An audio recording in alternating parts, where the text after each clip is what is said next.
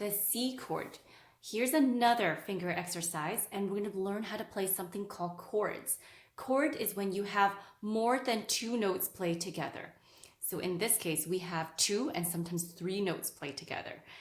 I'm going to show you how to play it together. Let's look at this line here.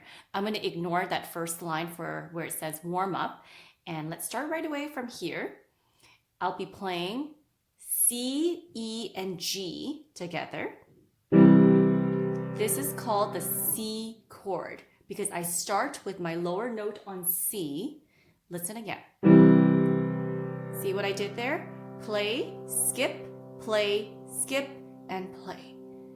If you look at the music, it kind of looks like a snowman. So sometimes I'll refer to it as a snowman chord or chord 1. Let's do the same in the right hand. C, E, and G. Can you find that? Find it on middle C. Play it together. Now sometimes it might be hard to play all three notes at once. You might be doing kind of getting the 3 down and then kind of getting the 5 down, but just keep practicing. 3 notes down at the same time. Same thing for the left hand. Okay, let's start from here. Listen to my part. Hold, jump, jump. Hold, hold, hold, jump, jump. And together we have 6 notes down.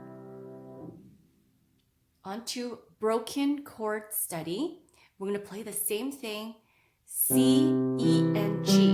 But instead of playing it together as a chord, we're going to play it broken, which means we're going to play it separately, like this. Okay? So when I say play it broken, it means we're not going to play it together.